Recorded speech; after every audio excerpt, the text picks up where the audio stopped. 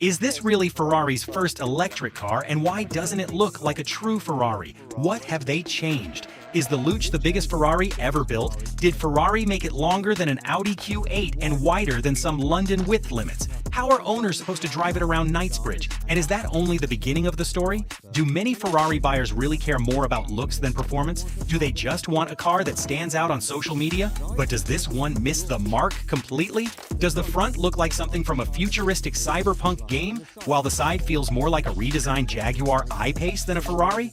Do some of the wheel designs look good, while those roulette-style rims seem better suited to a Tesla Cybercab than a Ferrari? And isn't the rear view the biggest problem of all? Does it look like a Ferrari 360 Modena somehow collided hard with a random Chinese electric car? And am I the only one who dislikes it? Or did investors react the same way when Ferrari revealed the Luce last night?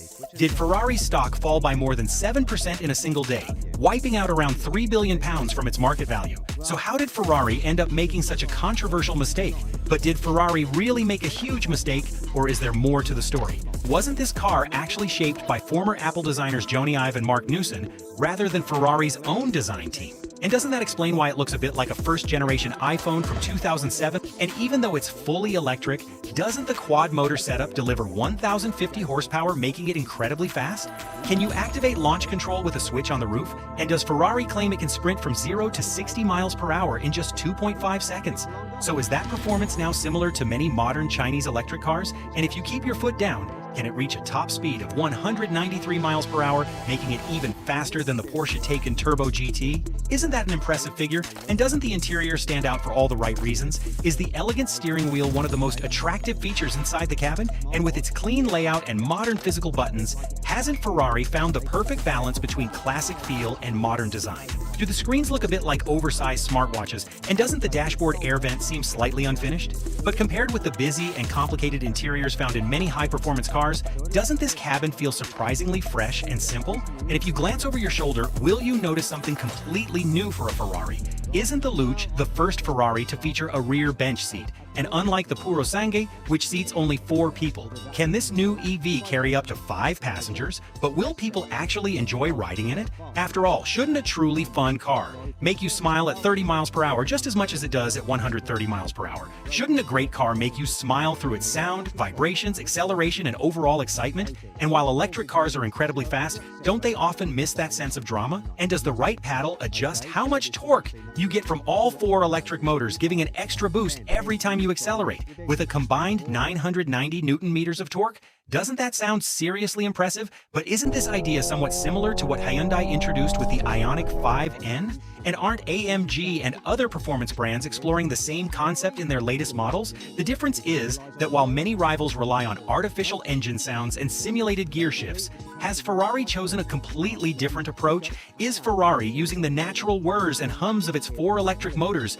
to keep drivers entertained? And isn't the idea similar to an electric guitar, where tiny vibrations are transformed into powerful sounds? But can that really deliver the emotion people expect from a Ferrari? After all, shouldn't a Ferrari sound fierce, exciting, and full of... Isn't that a big question? While Rolls-Royce sold more than 1,000 Spectres, haven't performance-focused brands found the electric transition much more challenging? Haven't Lamborghini and Pagani both backed away from plans to build their own fully electric supercars? And hasn't Lotus, despite being Chinese-owned, shifted its focus from EVs back to high-performance hybrids for its next flagship model?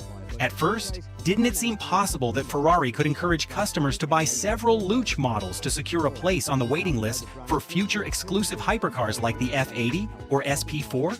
Wouldn't that help lower Ferrari's fleet's CO2 emissions while boosting its strong profit margins? But hasn't Ferrari's CEO openly said that forcing customers to buy an EV would be a huge mistake? And didn't Ferrari go even further when one of its top executives suggested that buyers shouldn't purchase the Luce unless they truly want it? So why did Ferrari build it if they don't expect everyone to buy it? Does Ferrari see petrol cars and electric cars as 2 completely different worlds, a bit like cats and dogs? After all, would a Great Dane owner suddenly choose a Siamese cat, or the other way around? So instead of trying to win over traditional Ferrari fans, did Ferrari create a completely different EV for a new audience? Is the goal to attract young tech millionaires who have never owned a Ferrari before? So how does the Luce compare when it comes to EV performance and numbers? Isn't the battery absolutely massive? And with a claimed 122 kilowatt-hour capacity, isn't it one of the biggest batteries Ferraris in its class, but what about the driving range? And hasn't Ferrari developed a smart front axle that can disconnect the motors while cruising to save energy? And isn't the Luce the most aerodynamic Ferrari ever built? Can it even lower itself by 10 millimeters at high speeds to cut drag even further? So how far can it travel on a single charge? Could it manage 400 miles or maybe even 500? Is the claimed range actually just 330 miles? And considering the Luce, whose name means light in Italian, wouldn't you expect a little more, especially since it's not that heavy for an EV? At 2,260 kilograms, isn't it nearly 400 kilograms lighter than the BMW iX M70? Has Ferrari used a large battery as a structural part of the aluminum chassis? And doesn't that help reduce weight while increasing stiffness? As a result, does the Luce offer 35% more torsional rigidity than the Purosangue?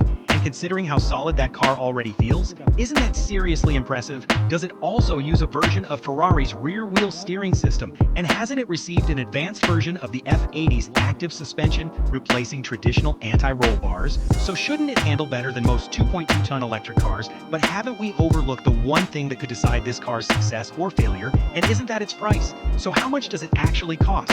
At a starting price of £474,000, isn't it more than £100,000 pricier than the Purosangue?